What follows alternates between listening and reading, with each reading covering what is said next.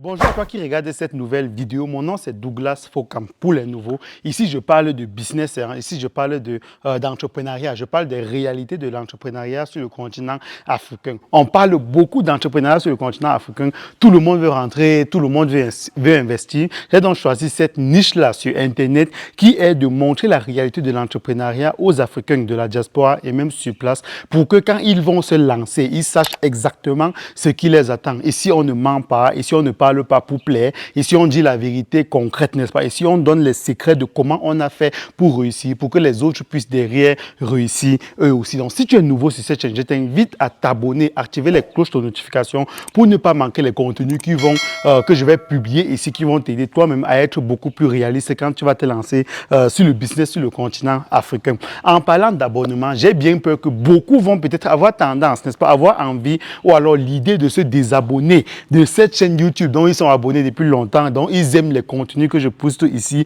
tout simplement parce qu'aujourd'hui, je vais parler de ma spiritualité, n'est-ce pas? Aujourd'hui, je vais faire une sorte de coming out, une sorte de balance de ta spiritualité parce que quelquefois, sur les commentaires, j'ai des gens qui viennent justifier mes réussites par des commentaires bibliques, par comment on appelle ça, des versets bibliques, n'est-ce pas? Et quoique ça m'arrange, quoique ça montre à quel point les gens m'ont adopté, à quel point les gens ont adopté ma façon de faire, j'ai décidé aujourd'hui, enfin, de vous dire de quel côté je me trouve. Donc, dans cette vidéo, je vais vous expliquer clairement et simplement comment est-ce que depuis ma naissance, depuis mon enfance, ma spiritualité, la spiritualité africaine, la tradition, la croyance aux ancêtres et le savoir-faire des ancêtres m'a aidé, n'est-ce pas, à devenir l'homme que je suis aujourd'hui et à devenir l'entrepreneur et le salarié que je suis aujourd'hui, qui fait le bien, n'est-ce pas, de beaucoup de personnes dans les entreprises que j'ai créées et aussi dans l'entreprise dans laquelle je travaille. Donc, dans cette vidéo, accroche-toi bien avant d'aller écrire des commentaires méchants, n'est-ce pas, dans les commentaires ou alors avant de vouloir te désabonner. Regarde bien la vidéo jusqu'à la fin parce que tu vas comprendre que, en fin de compte, je ne fais rien de méchant. Tout ce que je fais, c'est que je vous explique de quel côté je me situe et aussi en même temps, je ne condamne personne, je ne juge personne, je ne repousse personne. C'est parti.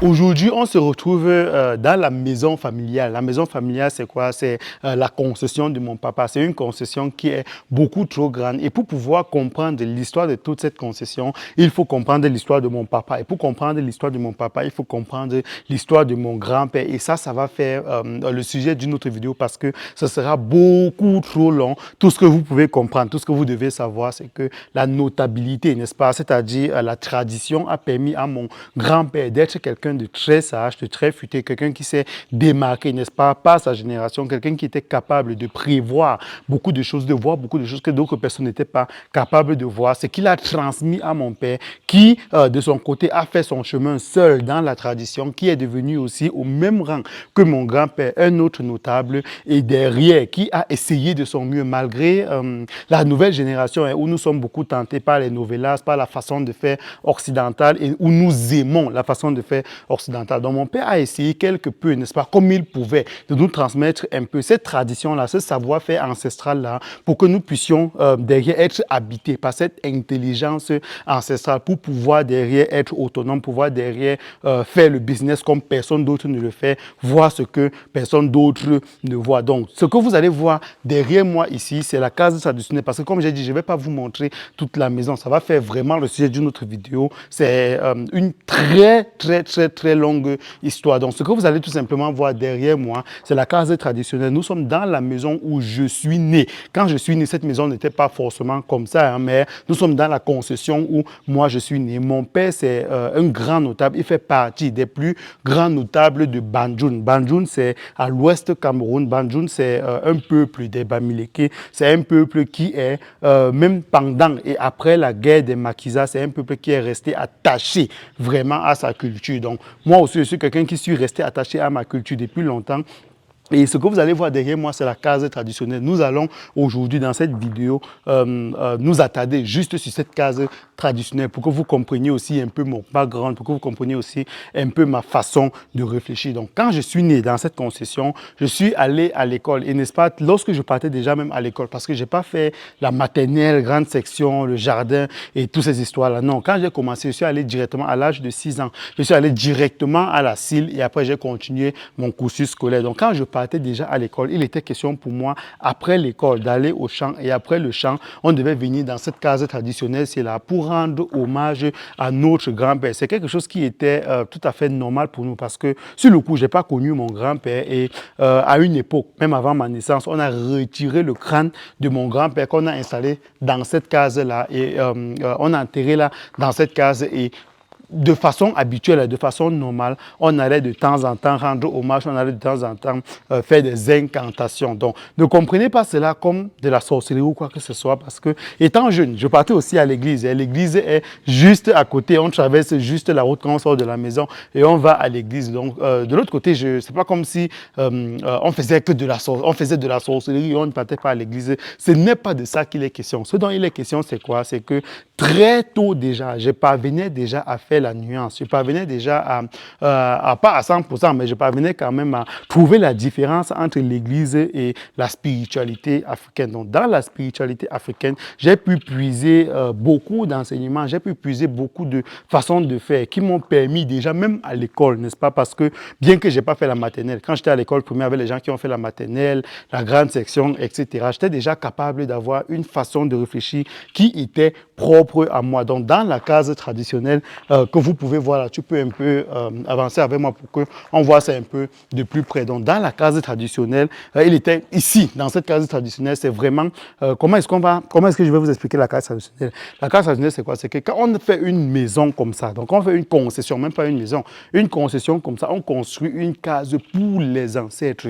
Donc, ça veut dire que ça, c'est une case où toute la famille a accès. Donc, vraiment, toute la descendance de mon grand-père et de ma grand-mère. Donc, du coup, dans cette case-là, vous allez trouver ma grand-mère à qui on va aller souvent faire des prières. On va aller lui demander d'interférer pour nous, n'est-ce pas, auprès de Dieu, parce que peut-être on a offensé quelqu'un, on a fait du mal à quelqu'un, ou alors on se sent tout simplement mal et on a l'impression que les choses ne vont pas très bien dans notre vie et on se dit que peut-être on a oublié nos ancêtres, peut-être on a oublié d'où on venait, peut-être qu'on a oublié la mère de notre grand-mère. Donc, on va aller là à l'intérieur pour essayer de demander pardon, essayer de lui demander voilà, d'être beaucoup plus active, n'est-ce pas, pour pouvoir intercéder auprès de Dieu pour nous. Donc, c'est un peu ça, n'est-ce pas, en gros, la spiritualité africaine. Je ne peux pas aller dans les détails parce que ça va être beaucoup trop long. Ce que je voulais vous faire comprendre, c'est que moi, je partais à l'église. C'était quelqu'un qui partait à l'église. J'ai même fait l'église des témoins de Jéhovah à l'époque. Et quand j'ai fait l'église des témoins de Jéhovah, je suis sorti de là avec beaucoup d'enseignements. C'est aussi une église qui m'a rendu vraiment intelligent. C'est une église qui m'a permis de me poser beaucoup de questions et de remettre beaucoup de choses dans la spiritualité africaine en question. Parce qu'il n'est pas aussi question pour moi de vous dire que la spiritualité africaine, c'est la meilleure. Tout ce qu'on fait ici dedans, c'est, voilà, franchement, la meilleure. Non, il y a des charlatans dans cette histoire de spiritualité africaine parce que de temps en temps, on va venir à l'intérieur, quand on va faire des incantations, il y a des gens qui vont venir, on les appelle des visionnaires. Il y a des visionnaires qui vont entrer à l'intérieur et qui vont vous dire que votre grand-mère est fâchée ou alors votre arrière-grand-mère est fâchée parce que vous n'êtes pas allé où elle est née, vous n'êtes pas allé où on est venu l'épouser, n'est-ce pas? Et il faut aller là-bas pour essayer de faire, voilà, des petites cérémonies et tout. Mais on a des charlatans qui profitent aussi de cela pour pouvoir se faire un peu d'argent. Donc, du coup, je ne vous dis pas que tout ce qui se passe là dans la spiritualité africaine, c'est la meilleure. C'est pas l'histoire de, c'est pas de ce dont il est question dans cette vidéo. Ici, je vais juste vous montrer que j'ai choisi mon camp, en quelque sorte, n'est-ce pas? J'ai choisi le camp où je me trouve équilibré parce que je suis né dans cette façon de faire, je suis né dans cette croyance-là et je suis allé regarder ailleurs. Je suis allé regarder chez les catholiques, je suis allé regarder chez les protestants, je suis allé regarder chez les témoins de Jéhovah où je suis allé beaucoup plus loin. Et une fois, voilà, surtout quand je suis arrivé en Europe, je me suis posé beaucoup de questions et j'ai compris que mon équilibre se trouvait où je suis né, mon équilibre se trouvait dans mes racines. Avant d'écrire dans dans les commentaires pour m'insulter. Tout ce que je vais vous dire, c'est que je suis pas en train de repousser les gens qui ont choisi la spiritualité, je veux dire la chrétienté, n'est-ce pas? Je suis pas en train de repousser tous ces gens-là. Je n'ai rien contre ces personnes-là parce que pour moi, le schéma, c'est quoi? Le schéma, c'est que en fin de compte, n'est-ce pas, même si la vérité est que les gens n'aiment pas, c'est que on a utilisé, peu importe d'où ça vient, hein, on a utilisé cette spiritualité-là pour nous combattre, n'est-ce pas, on a utilisé cette spiritualité-là pour nous soumettre. Moi, je me suis juste posé la question à savoir si notre spiritualité dans laquelle on croyait était bête et était non-sens. On ne devait pas tuer nos ancêtres parce qu'ils croyaient en cela et ils refusaient de croire en d'autres dieux, n'est-ce pas? Donc, avant de me dire que tu ne sais pas de quoi tu parles dans les commentaires et tout, sachez que si vous avez choisi de suivre le chemin de Jésus, de Pierre, de Jean, de Luc, etc., sachez que si cela vous permet d'être équilibré, cela vous permet de faire le bien autour de vous, cela vous permet d'avoir le mindset positif, n'est-ce pas, pour pouvoir derrière réussir dans vos business que vous êtes en train d'entreprendre.